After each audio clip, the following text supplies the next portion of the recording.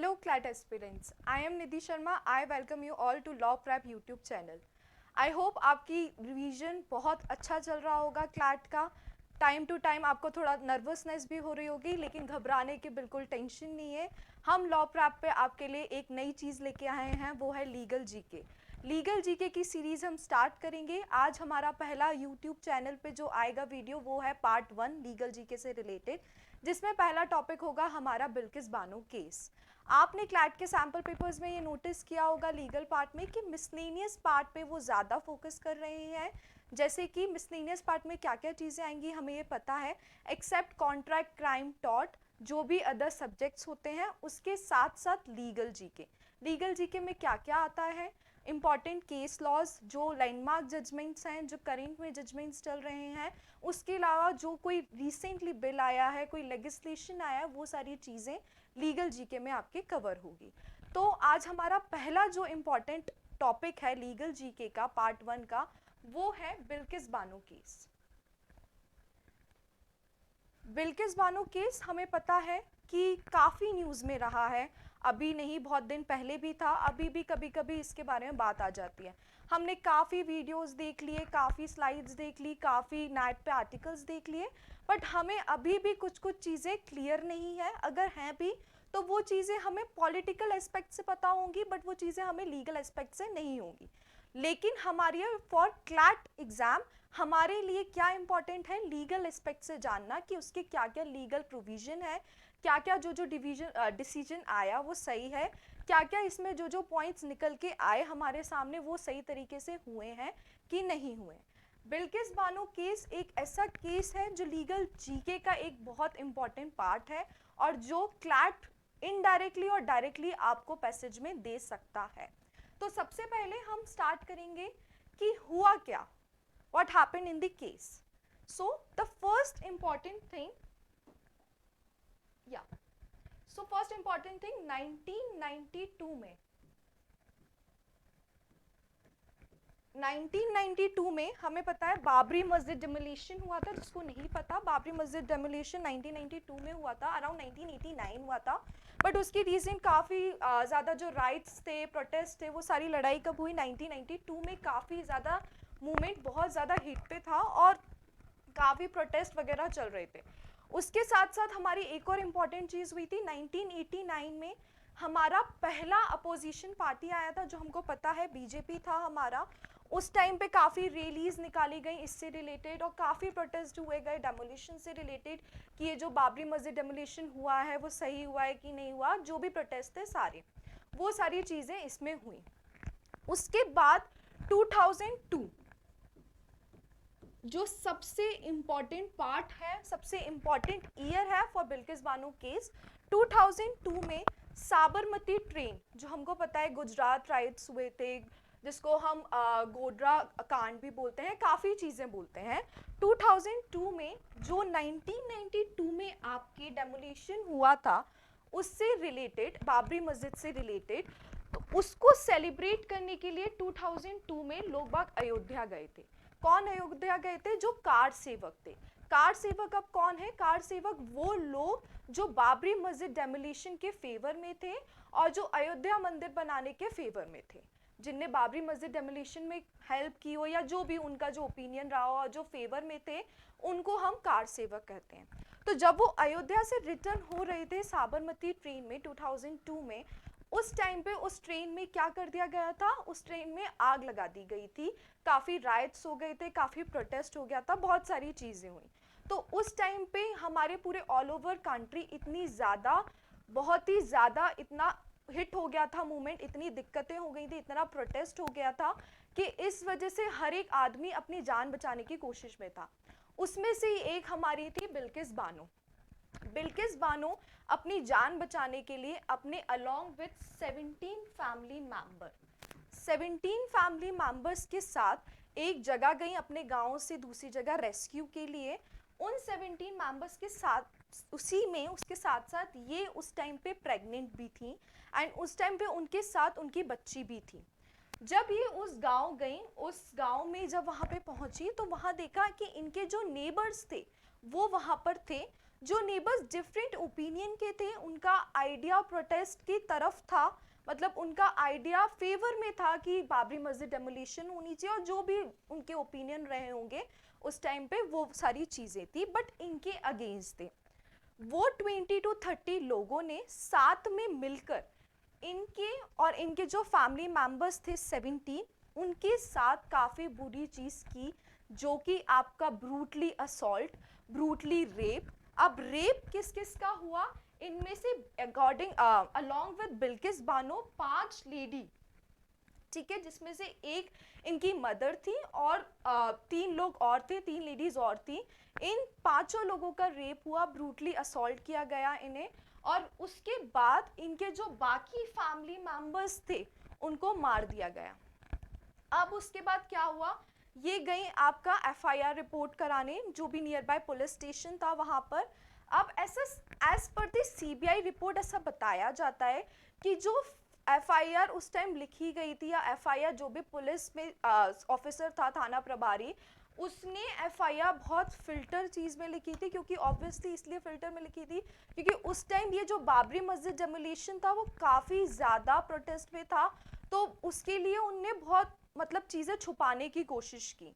उनने बहुत सारी चीज़ें की। उनने क्या किया, जो इसमें से कुछ लोग थे उनके स्कल्स मतलब काट दिए थे, हटा दिए गए थे कि भाई कोई एविडेंस ना मिले, आगे कोई एविडेंस में कोई चीज़ें ना आ जाए, सारी चीज़ें उनने फिल्टर्ड करके की थी। उसके बाद ये सारी चीज़ें होने के बाद उनने उसमें से जो 20-30 लोग थे उनमें से काफ़ी कम लोग बचे, आधे भाग गए थे, आधे बचे थे, आधे इनमें से जो 17 थे उनमें से भी मर गए थे, 1 या 2 बचे थे। उसके बाद जब ये सारी चीज़ें हो गई, एफआईआर रिपोर्ट वगैरह सारी फिल्टर्ड हो गई, फिर सीबीआई की एक रिपोर्ट आई जिसमें ये पता चला कि भैया पुलिस जो है जिसने पूरा किया है इन्वेस्टिगेशन वगैरह, एविडेंस वगैरह, वो सारा पूरा फिल्टर्ड है, वो प्रॉपर नहीं है। तो इन सब चीज़ों के साथ जो 19 लोग थे, 19 लोग निकल के आए। अब ये 19 लोग किस में से निकल के आए, जो 20-30 आपके जिनने किया था, आपने जिनने अटैक किया था उनमें से आधे लोग, और उसके साथ साथ जिनने रिपोर्ट की थी, मेडिकल सारी चीज़ें, पुलिस ऑफिसर, सब ये मिला के एक 19 काउंट आया। अब 19 काउंट आने के बाद इसमें क्या हुआ कि जो इसमें से 7 लोग थे, 7 पीपल, जिनके खिलाफ कोई एविडेंस प्रॉपर नहीं था, तो उसके लिए वो आगे कोई एक्शन ले ही नहीं पा रहे थे, और उनका कुछ प्रॉपर कुछ भी नहीं निकल के आया था, ना एविडेंस ना फैक्ट्स, कुछ भी नहीं। उसके साथ साथ इसमें एक और इंसान था जो ट्रायल के टाइम पे ही उसकी डेथ हो गई, मतलब वो अपना ट्रायल चल रहा था उसी टाइम पे उसकी डेथ हो गई थी। अब इनमें से बचे 11 लोग, जिस पे पूरा होल बिल्किस बानो केस है, जिस पे अभी रिसेंटली बहुत ज़्यादा न्यूज़ में चला है कि भैया क्यों 11 लोगों को आपने रिलीज़ कर दिया, सारी चीज़ें वो सब इन 11 लोगों पे हैं। सारी चीज़ें कि 11 में कौन कौन थे, वो हो सकता है रिपोर्ट वाले जो पुलिस ऑफिसर थे, और इनमें से सारे लोग थे जो बचे थे, वो सब इन 11 लोग में थे। तो ये मेजर पॉइंट्स है, मेजर फैक्ट्स हैं ऑफ बिल्किस बानो केस। आगे देखते हैं हम क्या इंपॉर्टेंट है।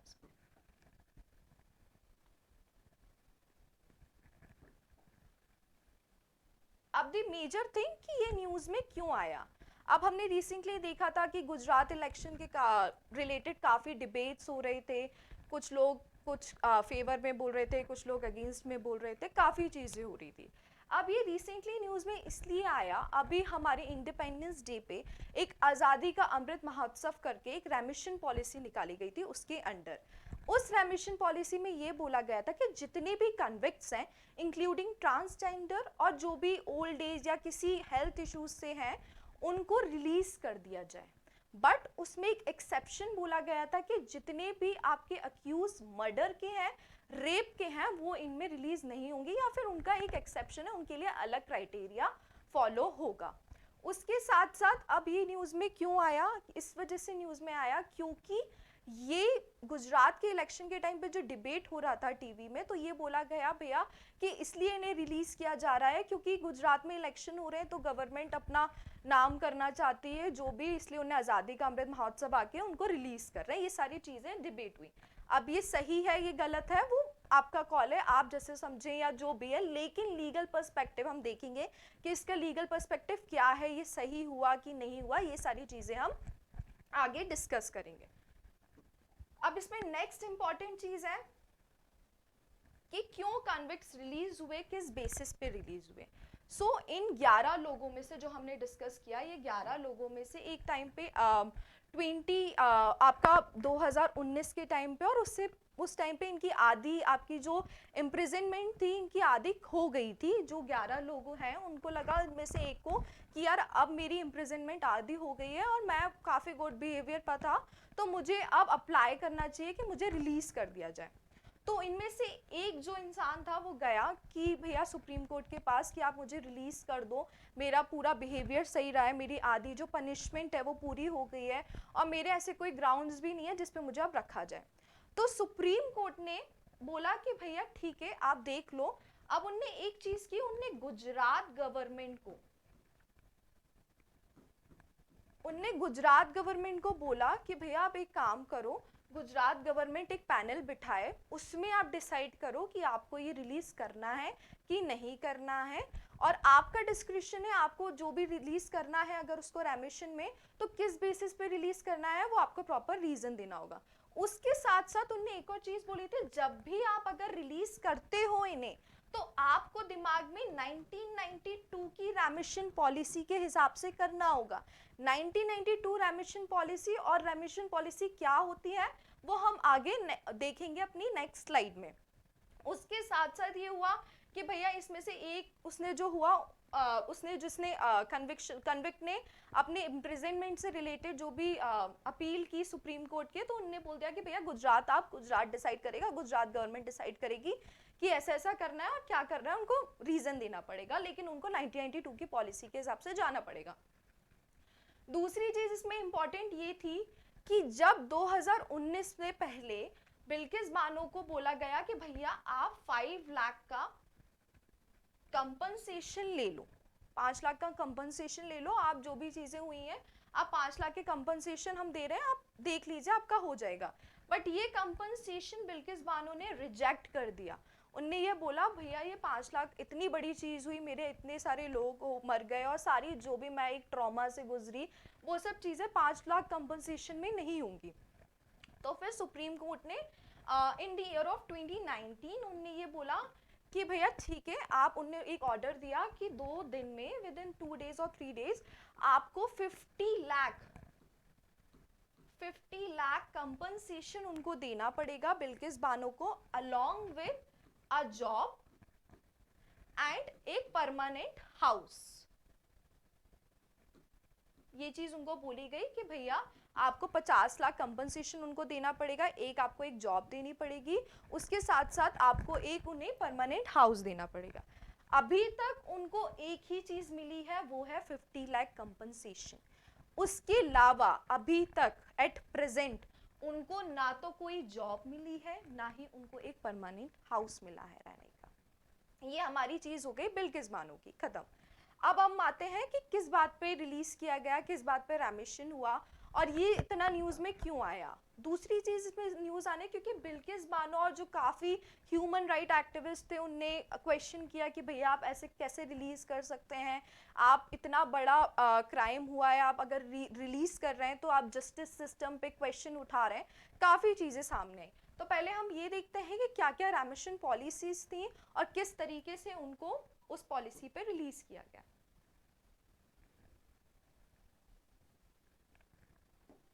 अब इसमें रेमिशन लॉज हैं। एक तो हमने देखा 1992 की पॉलिसी, एक हमने देखी आपकी 2014 की पॉलिसी, और एक अभी जो करंट में चल रहा है आज़ादी का अमृत महोत्सव वाली रेमिशन पॉलिसी।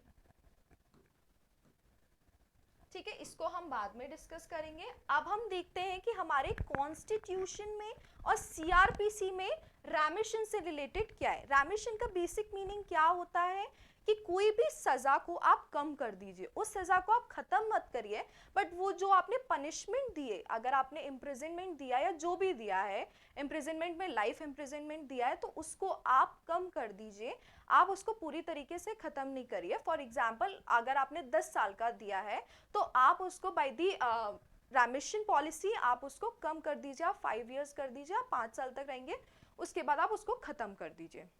तो कॉन्स्टिट्यूशन जो हमने देखा था कि सुप्रीम कोर्ट ने बोला कि भैया गुजरात गवर्नमेंट देख लो, आप अपने हिसाब से डील कर लो कि आपको किस तरीके से जाना है। उनने इसलिए बोला था क्योंकि हमारे कॉन्स्टिट्यूशन में 3 लिस्ट होती है। पहली state list, concurrent list and union list. State list का पार्ट है प्रिजन, ठीक है, स्टेट लिस्ट का पार्ट है प्रिजन, इसीलिए सुप्रीम कोर्ट ने गुजरात गवर्नमेंट को ये पावर दी कि भैया आप इसके अंडर ये चीज आप डील कर लो, इसके अंडर आपको जो भी लगे आप बता दीजिए जैसा भी, और अपने प्रॉपर रीजन दीजिएगा, और 1992 जो आपकी पॉलिसी है उसके हिसाब से आप फुलफिल कीजिएगा। उसके बाद ये तो हो गया आपके कॉन्स्टिट्यूशन की पार्ट। कॉन्स्टिट्यूशन में हमें ये भी पता है कि आर्टिकल 72 में प्रेसिडेंट के पास है, आर्टिकल 161 में गवर्नर के पास है कि भाई आप कैसे पार्डन रेमिट करते हो, वो सारी चीजें। उसके बाद आपका सीआरपीसी जो बोलता है, क्रिमिनल प्रोसीजर कोड, वो क्या बोलता है, वो ये बोलता है कि जिसमें सेक्शन 433A जो आपका रेमिशन से रिलेटेड बात करता है, वो रेमिशन से रिलेटेड गाइडलाइंस देता है कि भैया आपके पास एप्रोप्रिएट गवर्नमेंट के पास ये पावर है, उसमें कुछ कुछ ग्राउंड्स हैं, उस बेसिस पे आप रिलीज कर सकते हो।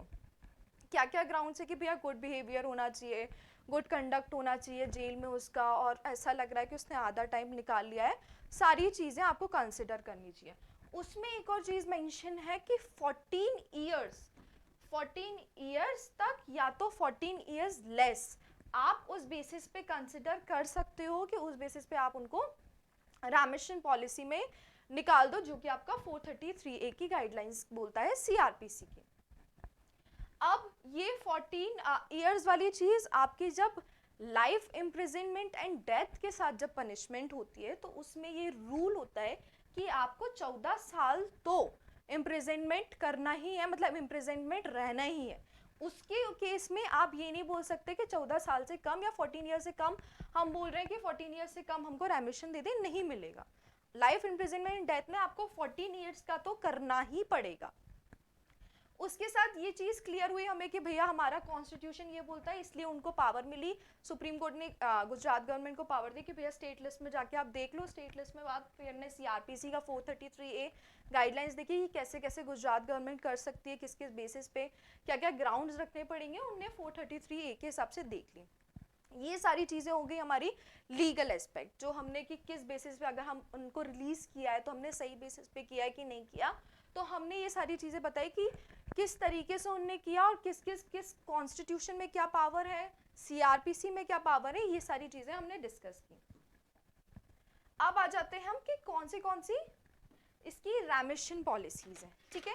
पहली हमने देखी थी 1992, फिर 2014 और 2022 जो अभी करंट में चली आपकी ये आज़ादी वाली, ठीक है।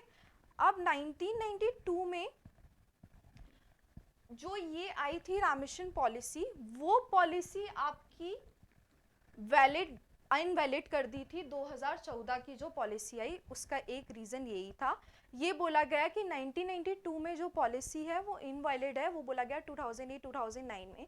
देन उसके बाद 2014 में उनने पॉलिसी ला दी।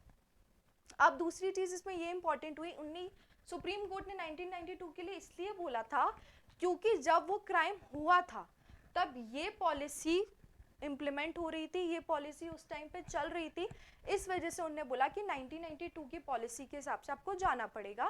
2014 पॉलिसी बाद में आई तो उन्होंने उसको सेट असाइड कर दिया कि भैया अब यार 1992 दिमाग में रखो। दूसरी चीज, स्टेट के पास अपनी अपनी रेमिशन पॉलिसी का पावर होता है, जिसको हम बोलते हैं स्पेशल रेमिशन पॉलिसी। ये हर एक स्टेट के पास पावर रहता है कि वो अपनी स्पेशल रेमिशन पॉलिसी निकालें, क्योंकि उनको लगता है कि भैया एक जस्टिस देनी चाहिए आप अक्यूज्ड को, वो क्राइम तो कर चुका है लेकिन आगे उसका क्या फ्यूचर है, ये सारी चीज़ें हम दिमाग में रख के स्पेशल रेमिशन पॉलिसी निकालते हैं।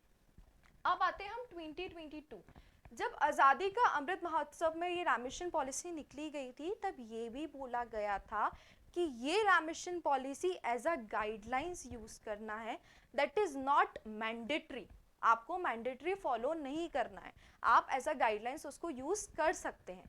लेकिन गुजरात गवर्नमेंट ने उसको मैंडेटरी डील किया, उनने बोला कि हम मैंडेटरी डील करेंगे इस पॉलिसी को, और उस बेसिस पे उनने ये कन्विक्ट्स हमारे 2022 के बेसिस पे रिलीज कर दिए। अब अगर हम लीगल पर्सपेक्टिव से देखें तो ये सारी चीज़ें लीगल पर्सपेक्टिव की मतलब लीगल पर्सपेक्टिव के सेंस में काफ़ी वैलिड है, पॉलिटिकली हमें नहीं पता, एंड मेरा ओपिनियन अलग हो सकता है, आपका ओपिनियन अलग हो सकता है इस पर्सपेक्टिव, बट अगर हम लीगल पर्सपेक्टिव और प्रोविजन के हिसाब से देखें तो जो कन्विक्ट रिलीज हुए हैं वो सही बेसिस पे हुए हैं। बाकी जो अगर हम मेजरली जो इशू चल रहा है कि वो लोग बात बोल रहे हैं कि भैया 1992 में क्यों किया, अभी तो एट प्रेजेंट 2014 वाली पॉलिसी है, वो दिमाग में क्यों नहीं रखी, तो उसके इश्यूज अलग हैं। बट एज पर अगर हम कॉन्स्टिट्यूशन जाएं और सुप्रीम कोर्ट ने जो ऑर्डर दिया उस हिसाब से लीगल पर्सपेक्टिव में ये सारी चीज़ें सही हुई थी। So this is all about Bilkis Bano case, जो कि हमारा लीगल जीके का सबसे पहला पार्ट था। आई होप आपको ये वीडियो अच्छा लगा होगा। हम अपने नेक्स्ट वीडियो में लीगल जीके के किसी एक अलग लैंडमार्क जजमेंट से भी आ सकते हैं, और हो सकता है हम कोई रिसेंटली लेजिस्लेशन या बिल से रिलेटेड भी बात करें, और उसमें आपको इम्पॉर्टेंट पॉइंट्स दिमाग में रखना पड़ेंगे। आई होप आप इस वीडियो से अपने इम्पॉर्टेंट पॉइंट्स रिवाइज कर सकें, एंड उसके बाद आपका वो रिवाइज करने के बाद आपके पास जो क्वेश्चन आएंगे उसमें आपको ईजी रहेगा कि आप सॉल्व कर सकें। And thank you, and please like and subscribe. Thank you.